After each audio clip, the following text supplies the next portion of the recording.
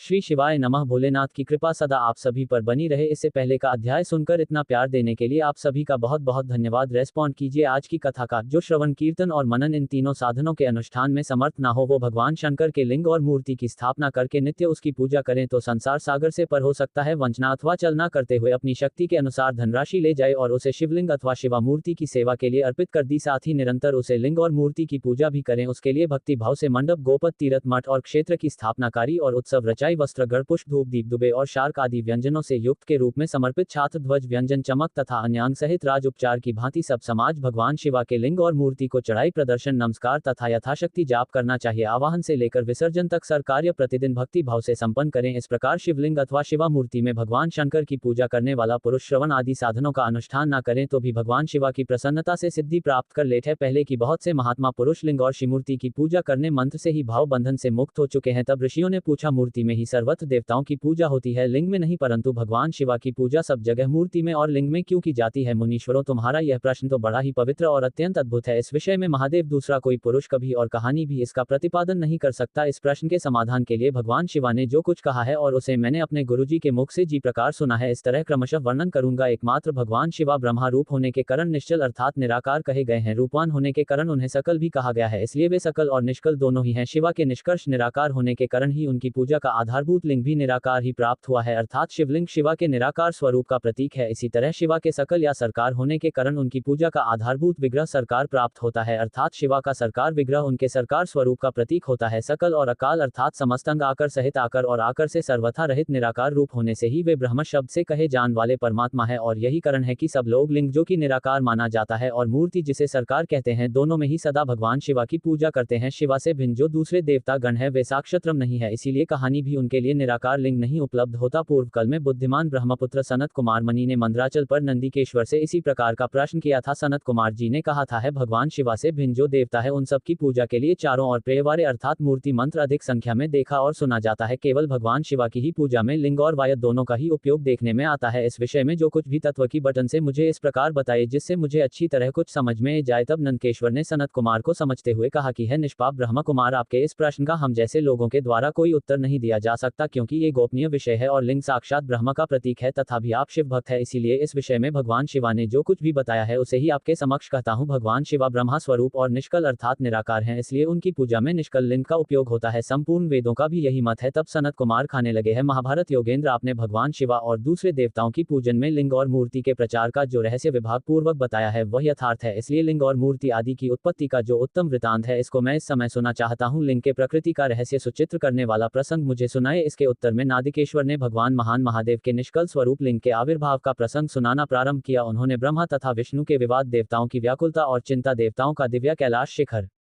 पर गण उनके द्वारा चंद्रशेखर महादेव का देवताओं से प्रेरित हुए, महादेव जी का ब्रह्मा और विष्णु के विवाह स्थल में आगमन और दोनों के बीच में निष्काल आदि अंतरहित भीषण अग्निस्तंभ के रूप में उनका आविर्भाव आदि प्रसंग की कथा कहीं। इसके पश्चात श्री ब्रह्मा और विष्णु दोनों के द्वारा उसे ज्योतिर्मय स्तंभ की ऊंचाई और गहराई का था लेने का प्रयास और केत की पुष्प की शौप वरदान आदि के प्रसंग भी सुना। नंदिकेश्वर खाने लगे। तदांतर वे दोनों ब्रह्मा और विष्णु भगवान शंकर को प्रणाम करके दोनों हाथ जोड़कर उनके दाएं बेन भाग में चुपचाप खड़े हो गए। फिर उन्होंने वहां साक्षात प्रकट पूजनीय महादेव जी श्रेष्ठ आसन पर स्थापित करके पवित्र पुरुष वस्तुओं द्वारा उनका पूजन किया। दीर्घकाल तक अविकृत भाव से स्थिर रहने वाली वस्तुओं को पुरुष वास्तु कहते हैं और अल्पकाल तक ही टिकने वाली शर्म भंगुर वस्तुएं प्रकृति वस्तुएं कहलानी है। इस तरह वास्तु के ये दो भेद जानी चाहिए, अर्थात किन किन पुरुष वस्तुओं से उन्होंने भगवान शिवा का पूजन किया ये बताया जाता है। हर नूपुर केयूर क्रिएट मन में कुंडल यज्ञों पट उत्तरी वस्त्र पुष्पमाला रश्मि वस्त्र हर मुद्रिका पुष्प तांबूल कपूर चंदन और अग्रू का अनुलेप धूप दीप स्वच्छता व्यंजन ध्वज चमार तथा अन्य दिव्य उपहार द्वारा जिनका वैभव वाणी और माँ की बहुत से पैर था जो केवल पशुपति अर्थात परमात्मा के ही योग्य थे और जिन्हें पशु कदापि नहीं कर सकते थे, उन दोनों ने श्री स्वामी महेश्वर का पूजन किया। सबसे पहले वहां ब्रह्मा जी और विष्णु जी ने भगवान शंकर की पूजा की। इससे प्रश्न होकर भक्तिपूर्व भगवान शिवा ने वहां नम्र भाव से खड़े हुए उन दोनों देवताओं से मुस्कुराकर कहा, महेश्वर खाने लगे हैं पुत्रों, आज का दिन एक महान दिन है। इसमें तुम्हारे द्वारा जो आज मेरी पूजा हुई है इससे मैं तुम लोगों पर बहुत प्रश्न हूं। इस कारण यह दिन परम पवित्र और महान से महान होगा। आज की यह तिथि शिवरात्रि के नाम से विख्यात होकर मेरे लिए परपरी होगी। इस समय में जो मेरे लिंग अर्थात निष्कल अंग आकृति से रहित निराकार स्वरूप के प्रति वीर अर्थात सकल सरकार रूप के प्रतीक विग्रह अर्थात मूर्ति की पूजा करेगा वह पुरुष जगत की सृष्टि और पालनपुर आदि कार्य भी कर सकता है। 1 वर्ष तक निरंतर मेरी पूजा करने पर जो फल मिलता है वह सरफल केवल शिवरात्रि को ही मेरा पूजन करने से मनुष्य तत्काल प्राप्त कर लेता है। जैसे पूर्ण चंद्रमा का उदय समुद्र की वृद्धि का अवसर है, ठीक इस प्रकार यह शिवरात्रि तिथि मेरे धर्म की वृद्धि का समय है। स्थिति में मेरे स्थापना आदि का मंगलमय उत्सव होना चाहिए। पहले जब मैं ज्योतिर्मय स्तंभ रूप से प्रकट हुआ था वह समय मार्गशीर्ष मास में आद्रा नक्षत्र से युक्त पूर्णमासी या प्रतिपदा है। जो पुरुष मार्गशीर्ष मास में आद्रा नक्षत्र होने पर पार्वती सहित मेरा दर्शन करता है अथवा मेरी मूर्ति या लिंग की ही झांकी करता है वह मेरे लिए कार्तिकेय से भी अधिक प्रिय है। उसे शुभ दिन को मेरे दर्शन मंत्र से पूरा फल प्राप्त होता है कि उसका वर्णन वाणी के द्वारा नहीं किया जा सकता। वहां पर मैं लिंग रूप से प्रकट होकर बहुत बड़ा उसे लिंग के कारण यह भूतल लिंग स्थान के नाम से प्रसिद्ध हुआ। संसार के लोग इसका दर्शन और पूजन कर सके इसके लिए यह अनाड़ी और अनंत ज्योतिष अथवा ज्योतिर्मय लिंग अत्यंत छोटा हो जाएगा। यह लिंग सभी प्रकार के भोग सुलभ करने वाला और भोग और मोक्ष का एकमात्र साधन है। इसका दर्शन स्पर्श और ध्यान यदि किया जाए तो ये प्राणियों को जन्म और मृत्यु के कष्ट से मुक्ति दिलाने वाला है। अग्नि के पहाड़ जैसा जो यह शिवलिंग यहाँ प्रकट हुआ है इसके कारण यह स्थान अरुणाचल नाम से प्रसिद्ध होगा। यहाँ अनेक प्रकार के बड़े बड़े तीर्थ प्रकट होंगे। इस स्थान में निवास करने या करने से जीवन को मोक्ष मिल जाएगा। मेरे तो रूप है सकल, दूसरे किसी के ऐसे रूप नहीं। पहले मिस्टर रूप से प्रकट हुआ और महेश्वर भाव सकल रूप, ये दोनों मेरे ही सिद्ध रूप है। मैं ही पर ब्रह्मा परमात्मा हूँ। कल युक्त और अकाल मेरे ही स्वरूप है। ब्रह्मा रूप होने के कारण मैं ईश्वर भी हूँ। जीवन पर अनुग्रह करना आदि मेरे कार्य हैं। ब्रह्मा और केशव मैं सबसे वृत और जगत की वृद्धि करने वाला होने के कारण ब्रह्मा कहलाता हूँ। सर्वत्र समरूप से स्थित और व्यापक होने से मैं ही सबका आत्मा हूँ। स्वर्ग से लेकर अनुग्रह तक अर्थात आत्मा या ईश्वर से भिन्न जो जगत संबंधी 5 कर्म है वे सदा मेरे ही है। मेरे अतिरिक्त दूसरे किसी की नहीं है क्योंकि मैं ही सबका ईश्वर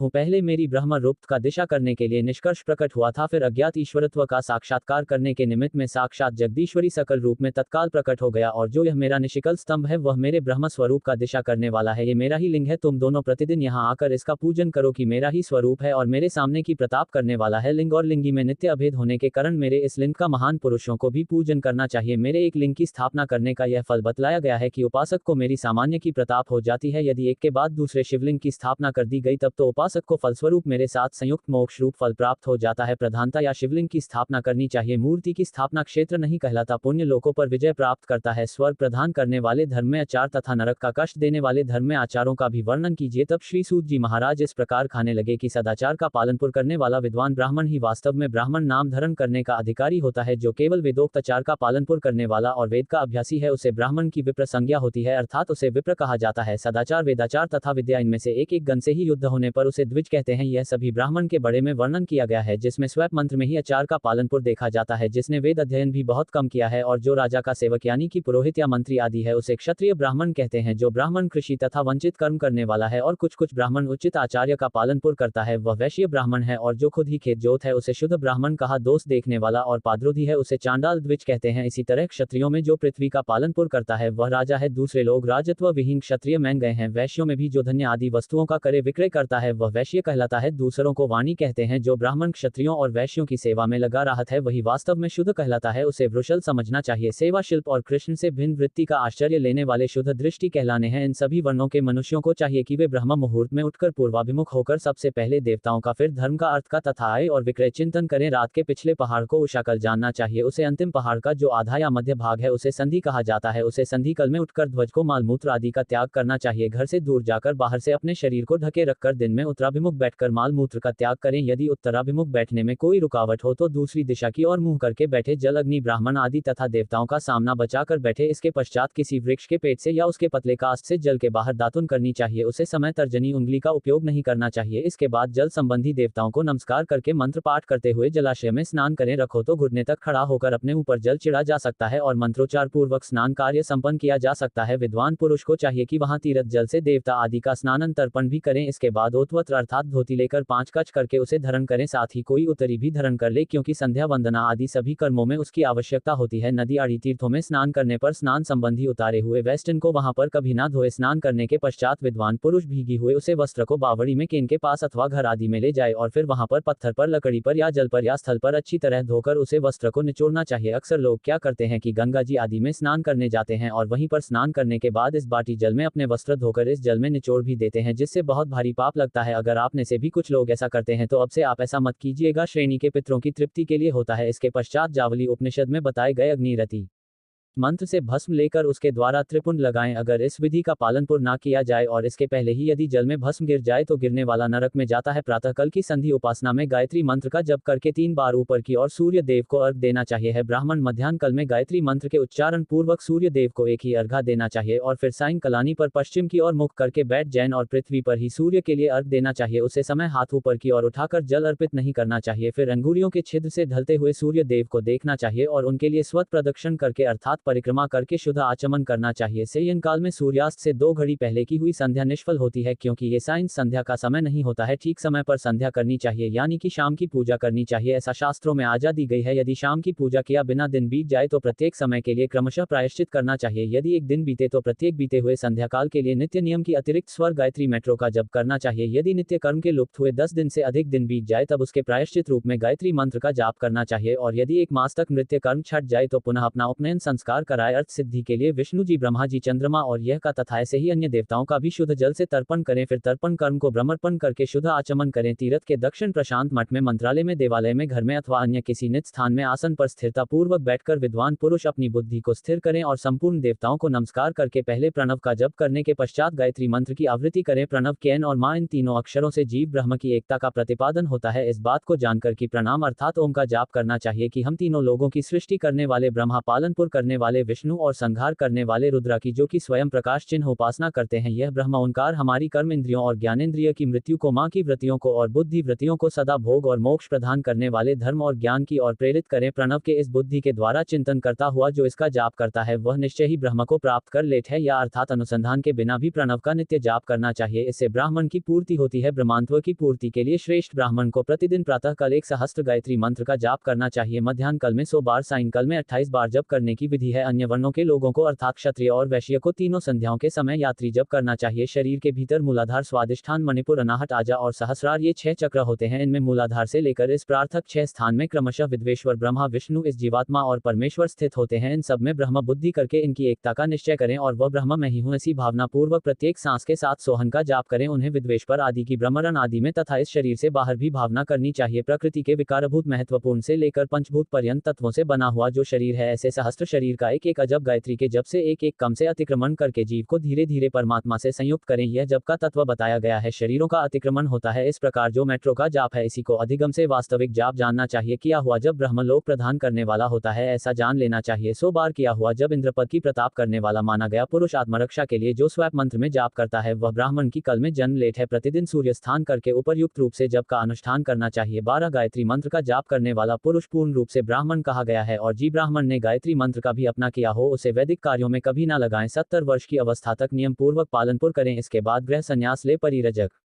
या फिर सन्यासी पुरुष नित्य प्रातः कल 12,000 प्रणव का जाप करें। तपस्या से उसे दिव्या रूप की प्रताप होती है। कामनाओं का त्याग करने वाले पुरुष के अंतरंग की शुद्ध होती है और उसे शुद्ध से ज्ञान का उदय होता है। इसमें कोई संशय नहीं। सतयुग आदि में तप को ही प्रशांत कहा किंतु कलयुग में द्रव्याध्य सात धर्म अर्थात दान आदि को सबसे उत्तम माना गया है। इसीलिए कहते हैं कोई भी व्रत हो तो अपनी समर्थ के अनुसार कुछ न कुछ दान जरूर करना चाहिए। सतयुग में ध्यान से, त्रेता में तपस्या से और द्वापर में यज्ञ करने से ज्ञान की सिद्धि होती है। लेकिन कलयुग में प्रतिमा यानी कि भागवत विग्रह की पूजा करने से ज्ञान का लाभ होता है अर्थात मूर्ति पूजा से ज्ञान का लाभ होता है। धर्म हिंसा दुख का कारण होता है और धर्म सुख रूप है। धर्म से मनुष्य दुख पाता है और धर्म से वह सुख और अभ्युदय का भागीदार बन जाता है। दुराचार करेगा तो दुख प्राप्त होगा, यदि सदाचार करेगा तो उसे सुख मिलेगा। इसलिए भोग मोक्ष की सिद्धि के लिए धर्म का उपार्जन करना चाहिए। जिसके घर में कम से कम कर मनुष्य हैं ऐसे कुटुंब ब्राह्मण को जो 100 वर्ष के लिए जीविका देता है उसके लिए वह दान ब्रह्मलोक की प्रताप करने वाला होता है। 1 सहस्त्र चंद्रायन व्रत का अनुष्ठान ब्रह्मलोकदायक माना गया है। जो क्षत्रिय 1 सहस्त्र कुटुंब को जीविका और आवास देता है उसका वह कर्म इंद्रलोक की प्रताप करने वाला होता है। 10,000 कुटुंब को दिया हुआ आशीर्वाद ब्रह्मलोक प्रदान करता है। दान देने वाला पुरुष जी देवता को सामने रखकर दान करता है अर्थात वह दान के द्वारा जीवी देवता को प्रश्न करना चाहता है। इसका लोग उसे प्राप्त हो जाता है। पुरुष अच्छी तरह जानते हैं क्योंकि तपस्या और तीर्थ के दर्शन से अक्षय सुख प्रकार मनुष्य उसका उपभोग करता है। ब्राह्मण को चाहिए कि वह सदा सावधान रहकर विशुद्ध प्रतिग्रह अर्थात दान ग्रहण और नजन अर्थात यज्ञ करने आदि से धन का अर्जन करें। वो इसके लिए कहानी कोई दिन तन दिखाए और ना ही अत्यंत क्लेशदायक कर्म ही करें। क्षत्रिय बाहुबल से धन का उपार्जन करें और वैश्य कृषि और गौरक्षा से न्यायोपरिचित धन का दान करने से डाटा को ज्ञान की सिद्धि होती है। ज्ञान सिद्धि द्वारा सभी पुरुषों को गुरु कृपा मोक्ष सिद्धि बड़ी आसानी से प्राप्त हो जाती है। मोक्ष से ब्रह्म रूप की स्थिति प्राप्त होती है और फिर जिससे मुक्त पुरुष परमानंद का अनुभव करता है। ग्रस्त पुरुष को चाहिए सावन महीने का वक्त सुनिए। ग्रस्त पुरुष को चाहिए कि वह धन धान्य सभी वस्तुओं का दान करे। कांवड़ यात्रा पूरी कर महादेव का दर्शन करके पालनपुर करता है उतने समय तक मान्यता है कि सावन में की गई शिव पूजा से मिल जाता है और इसमें कोई भी संशय नहीं। दान देने वाला महीने में भगवान शिव की वास्तुभिषेक दान करने से सभी इच्छाएं अपने पूरी होती हैं और जीवन में शांति और समृद्धि और अब नरक में गिरना पड़ता है। सावन के इस महत्वपूर्ण महीने में शिवलिंग का अभिषेक वृद्धि के लिए मंत्रों का जाप और भक्ति भाव से रखना चाहिए। नित्य से मनोवांछित तीनों प्रकार के कर्म धर्मार्थ रखे हुए धन से करें। सावन का महीना भगवान शिव को समर्पित होने के कारण विशेष महत्व रखता है। धन की वृद्धि हो और इस दौरान सोमवार का भी अपना खास महत्व होता है। भूख ऐसे में कई लोगों के मन में सवाल है कि इस साल सावन में कितने सोमवार पड़ेंगे। उसकी बुद्धि पापोन हो जाती है या उसकी खेती ही चौपट हो जाती है। श्रावण मास का विशेष महत्व है जिसे सावन के नाम से भी जाना जाता है। योग्य होता है। बुद्धिमान महीना भगवान शिव को समर्पित है और माना जाता है कि इस दौरान भोले बखान कभी ना करते हैं और अपने भक्तों की मनोकामनाएं पूरी करते हैं। को भी कभी प्रकट ना करें। सावन का महीना ऐसी बात ना कहे तो समस्त प्राणियों के हृदय में समय पैदा करने वाली हो, उन्हें कष्ट देने वाली हो। शिवालयों में के लिए दोनों संभारी के समय अग्निहोत्र कर्म अवश्य करें और जो दोनों समय अग्निहोत्र करने में समर्थ हो वह एक ही महादेव को प्रसन्न करने का प्रयास करके आहुति से संतुष्ट करें। सावन का महीना प्रकृति के हरे भरे रूप के द्वारा दर्शाता है।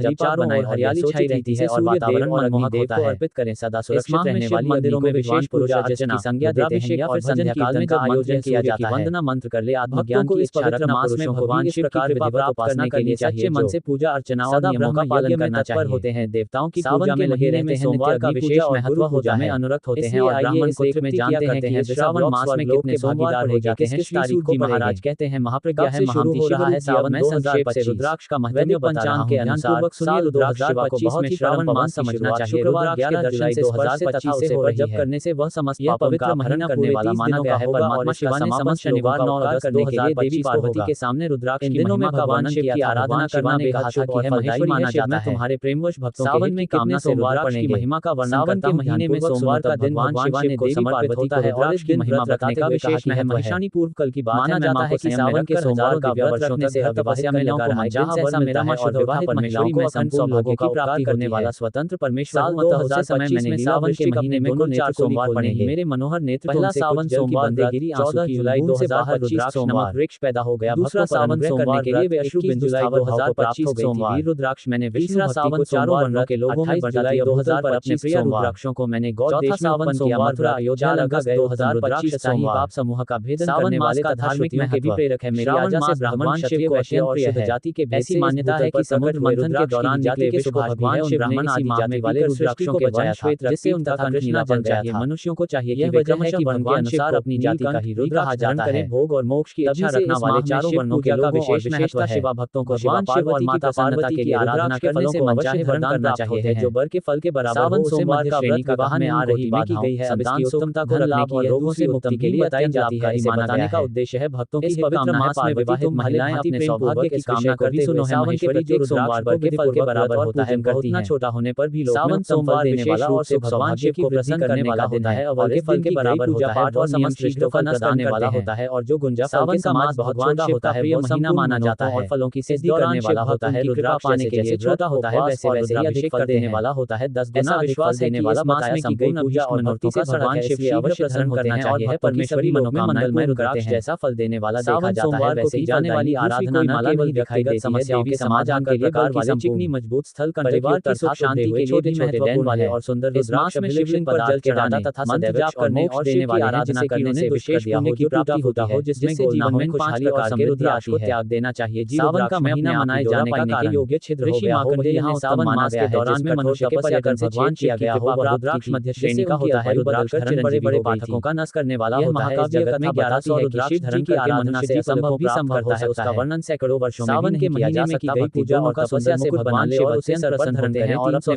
दोनों को लंबे सूत्र में और समृद्धि बना ले वैसे वैसे 3 हर बनाकर समुद्र मंथन की महान घटना भी सावन मास में ही यथास्थान धारण किया रहे। इसके बाद भगवान शिव ने हलाहल करने चाहिए और हृदय में जिससे मंत्र से रुद्राक्ष धरण करना चाहिए। विद्वान पुरुष देवताओं ने शिव जी की मंत्र शांत करने के लिए उन्हें जल से 15 रुद्राक्ष द्वारा इसी वजह से शिवलिंग पर जलाभिषेक की परंपरा शुरू हुई। प्रणव का 5 भी सावन मास में विशेष रूप से की जाती है। 7 मलाई धारण करें। ऐसा माना जाता है कि सावन में से ही समस्त शिव जी का जलाभिषेक करें। रुद्राक्षधारी पुरुष का खानपान में मदिरा मांस लहसुन प्याज सहजन लिसोड़ा सावन के महीने में है भगवान शिव नंदिनी पर अवतरित होकर केवल ससुराल को ही धारण करना चाहिए। लाल रंग किया गया और उनका जलाभिषेक कर सम्मान किया गया। वैश्यों के लिए प्रतिदिन यही कारण है कि हर श्रावण मास में करना आवश्यक है और ससुराल आते हैं और अपने भक्तों पर कृपा करना चाहते हैं। यह वेदोक्त मार्ग है। ब्रह्मचारी इस मास में विशेष पूजा अर्चना करते हैं जिससे भगवान शिव की करना उचित होता है। इसी धर्म करने का सौभाग्य शांति और समृद्धि से परिपूर्ण हो सके के बराबर और फिर सावन का यह पवित्र महीना शिव भक्तों के लिए अत्यंत महत्वपूर्ण होता है, जिसमें कि कई पूजा पाठ और व्रत उपवास विशेष फलदायी माने जाते हैं। पुरुषों को नहीं धरण करने चाहिए। रुद्राक्ष मेरा मंगलमय भगवान जी की जय। तो गत्वा चैन के बराबर लघुत्तर होता है। शंकर भगवान जी सदा प्रशांत माना गया है। सभी आश्रमों समस्त वर्णों स्त्रियों और भगवान जी की भगवान शिवा की आज्ञा के अनुसार सदैव रुद्राक्ष धारण करना चाहिए। यात्री के लिए धार्मिक के उच्चारण प्रसंग को सुनने के लिए आप हमारे YouTube चैनल को सब्सक्राइब और सभी ज्यादा से ज्यादा लोगों के साथ शेयर करें। मृत्युंजय मंत्र का जाप कर विचार हमें कमेंट करने मंच से साक्षात रुद्रा के दर्शन का फल प्राप्त हो जाता है। पार्वती रुद्राक्ष अनेक प्रकार की बताई गई है। मैं उनके विधि का वर्णन करता हूँ। विभेद भोग और मोक्ष रूप फल देने वाले हैं। तो उत्तम भक्ति भाव से उनका परिचय भी सुनो। एक मुख वाला रुद्राक्ष साक्षात शिवा का स्वरूप माना जाता है। वह भोग और मोक्ष रूपी फल प्रदान करता है। जहाँ रुद्राक्ष की पूजा होती है वहां से कभी दूर नहीं जाती। उसे स्थान के सारे अब तरफ नष्ट हो जाते हैं और वहां रहने वाले लोगों की संपूर्ण कामनाएं पूर्ण होती है। दो मुख वाला रुद्राक्ष देव देवेश्वर कहा गया है। वह संपूर्ण कामनाओं और फलों को देने वाला है। तीन मुख वाला रुद्राक्ष सदा साक्षात साधन का फल देने वाला है। उसके प्रभाव से सारी विद्याएं प्रतिष्ठित होती हैं। कर मुख वाला रुद्राक्ष साक्षात ब्रह्मा का रूप है। वह दर्शन और स्पर्श से शिकारी धर्म अर्थ काम और मोक्ष इन चारों पुरुषार्थों को देने वाला है। पांच मुख वाला रुद्राक्ष साक्षात कलगनिरुद्ध रूप सबको मुक्ति देने वाला तथा संपूर्ण मनोवांछित फल प्रदान करने वाला है। पंचमुख रुद्राक्ष समस्त पापों को नष्ट कर देता है। छह मुखन वाला रुद्राक्ष कार्तिकेय का स्वरूप है। यदि दाहिनी बाह में उसे धारण किया जाए तो धारण करने वाला मनुष्य ब्रह्म हत्या आदि ब से मुक्त हो जाता है। इसमें कोई संशय नहीं है। महेश्वरी सात मुख वाला रुद्राक्ष अनंग स्वरूप और अनंग नाम से ही प्रसिद्ध है। ये देवीशी उसको धारण करने से दरिद्र भी ऐश्वर्या रूप है। उसको धारण करने से मनुष्य पूर्ण आयु तथा कपिल मणि का प्रतीक माना गया है। अथवा नो रूप धारण करने वाली महेश्वरी दुर्गा उसकी अधिष्ठात्री देवी मानी गई है। जो मनुष्य भक्ति परायण होकर अपनी बेन हाथ में नवमुख रुद्रा को धारण करता है वह निश्चय मेरे समाज सर्वेश्वर हो जाता है। इसमें कोई संशय नहीं है। महेश्वरी दास मुख वाला रुद्राक्ष साक्षात भगवान विष्णु का रूप है। देवी उसको धारण करने से मनुष्य की संपूर्ण कामनाएं पूर्ण हो जाती है। परमेश्वरी 11 मुख वाला जो रुद्राक्ष है वह रुद्रा रूप है। उसको धारण करने से मनुष्य सर्वत्र विजय होता है। 12 मुख वाले रुद्राक्ष को केस प्रदेश में धारण करें। उसके धारण करने से मानव मस्तक पर 12 आदित्य विराजमान हो जाते हैं। 13 मुख वाला रुद्राक्ष विश्व देवों का स्वरूप है और उसको धारण करके मनुष्य संपूर्ण अभिषों को प्राप्त करता तथा सौभाग्य और मंगल लाभ करता है। 14 मुख वाला जो रुद्राक्ष है परम शिवा रूप है। उसे भक्ति पूर्वक मस्तक पर धारण करें। ऐसा करने से समस्त पापों का नाश हो जाता है। रुद्राक्ष के 14 भेद बताई गई। अब तुम क्रमश उन रुद्राक्षों के धारण करने के मैट्रो को भी प्रसन्नता पूर्वक सुनो। पहले ओम रिंग नमः, दूसरा ओम नमः, तीसरा ओम कलीम नमः, चौथा ओम रिंग नमः, सातवां ओम नमः, आठवां ओम नमः, 10वां ओम रिंग नमः। आलसी का त्याग करके भक्ति और श्रद्धा भाव से संपन्न होकर संपूर्ण मैन्युरेटों की सिद्धि के लिए उक्त मंत्र द्वारा उन रुद्राक्ष को धारण करें। रुद्राक्ष की माला धारण करने वाले पुरुष को देखकर भूत प्रेत पिशाच डाकिनी सिकनी तथा जो अन्य ग्रहकारी रक्षा आदि है वे सब के सब दूर भाग जाते हैं। जो कृत्रिम अभिचार आदि प्रयोग होते हैं वे सब रुद्राक्षधारी को देखकर शशांक होकर दूर खिसक जाते हैं। पार्वती रुद्राक्ष मलधारी पुरुष को देखकर मैं शिवा भगवान विष्णु देवी दुर्गा गणेश सूर्य तथा अन्य देवता भी प्रसन्न हो जाते हैं। महेश्वरी इस प्रकार रुद्राक्ष की महिमा को जानकर धर्म की वृद्धि के लिए भक्ति पूर्वक मेट्रो द्वारा विधिपूर्वक उसे धारण करना चाहिए है। मुनीश्वर भगवान शिवा ने देवी पार्वती के सामने जो कुछ भी कहा था वह सब तुम्हारे प्रश्न के अनुसार मैंने का सुनाया है। मुनीश्वरों, मैंने तुम्हारे सामने इस विदेश्वर संगीत का वर्णन किया है। यह संगीत संपूर्ण सीढ़ियां को देने वाली तथा भगवान शिवा की आज्ञा से नित्य मोक्ष प्रदान करने वाली है। जय भोलेनाथ। आज की कथा समाप्त हुई। उम्मीद है ये कथा भी आपको पसंद आई होगी। अगर अच्छी लगी हो तो वीडियो को लाइक करना मत भूलिएगा। और आपने अगर आज का सावन मास महात्म्य का अध्याय हमारे चैनल पर नहीं सुना है तो इस कथा को सुनने के बाद आप अध्याय भी जरूर सुनिएगा। बहुत ही रोचक कथाएं सावन मास मातम में भी सुने जा रही है। उम्मीद है आपको यह कथाएं भी बहुत पसंद आएंगे।